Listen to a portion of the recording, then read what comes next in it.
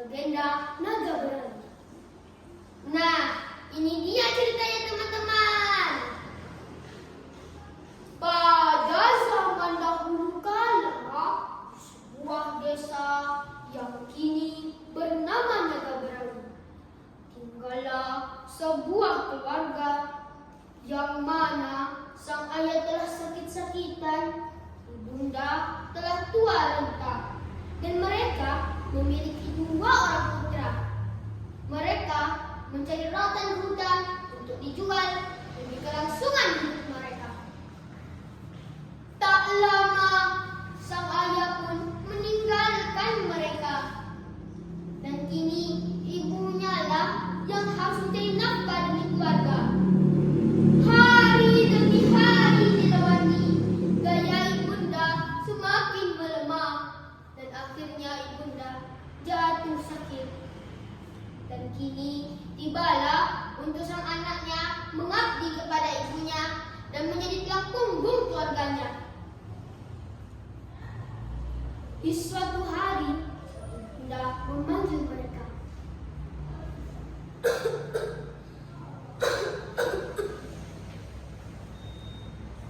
Nak, kemari dulu nak. Ibu tidak sanggup lagi dulu nak. Kalian berdua hiduplah akur nak. Umur ibu sudah lama lagi nak. Kalian berdua tidak punya siapa-siapa lagi dulu nak.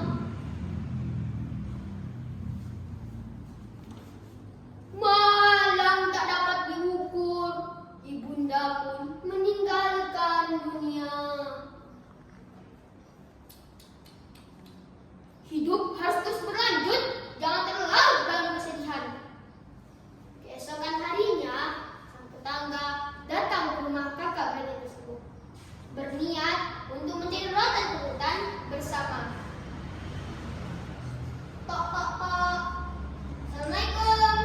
Halo, jadi tak kita mencari rotan bersama? Iya, jadi. Tunggu sebentar. Setibanya sang kakak tiba di hutan, sang kakak menemukan telur yang sangat besar. Wah, telur apa ini? Besar banget. Pasti kalau digoreng, sedap. Adek, oh adek. Iya kakak, kenapa kakak?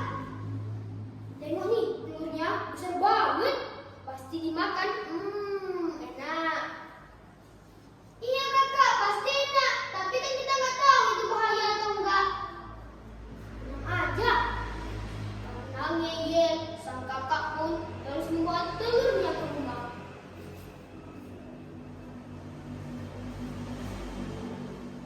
Setibanya di rumah, sang kakak menggoreng telur tersebut dan memakannya.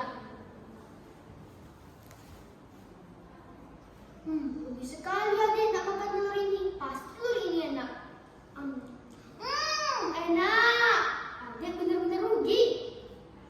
Nyam, nyam, nyam, nyam, nyam. Kenyang. Karena terlambat, sang adik pun tiba di rumah. Lalu ia merasa curiga dengan telur tersebut. Keesokan harinya, teman mereka Tanggang datang ke rumah kakak beradik tersebut. Karena sang adik tak iba dengan keadaan sang kakak, sang adik pun memutuskan untuk membawa sang kakak ke sungai kecil. Setibanya di sana, sang kakak begitu bahagia ketika melihat sungai tersebut.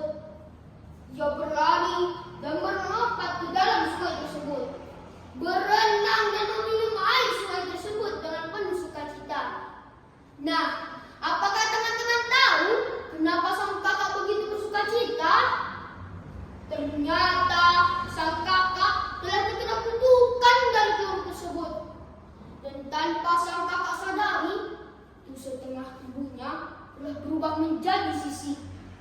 Nah, karena tak mungkin sang adik membawa keadaan sang kakak pulang, sang adik pun memutuskan untuk membangun pondok kecil di tepi sungai tersebut.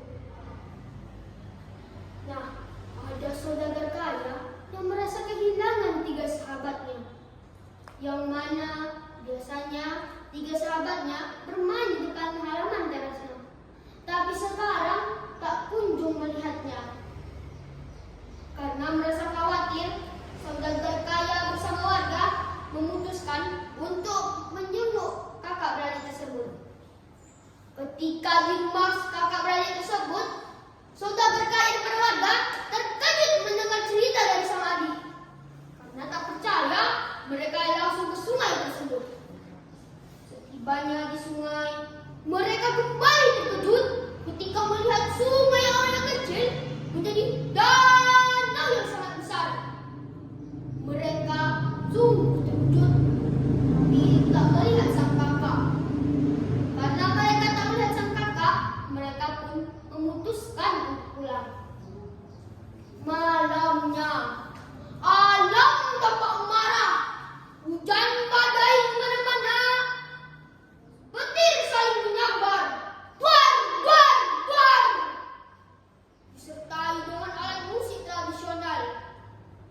Gong, celempong, dan bubano. Dan tak ada yang berani untuk keluar pada malam itu. Karena masih penasaran, keesokan paginya, saudagar kaya dan bersama warga datang ke danau tersebut. Dan betapa terkejutnya kembali ketika melihat danau sangat besar lenyap dari hadapan mata. Dan mereka tak kunjung melihat kakak tersebut. Dan akhirnya para warga dan saudagar kaya menyimpulkan bahwa sang kakak telah berubah menjadi naga dan terbang entah kemana. Dan danaunya dipindahkan oleh makhluk halus dan entah kemana. Nah, itu dia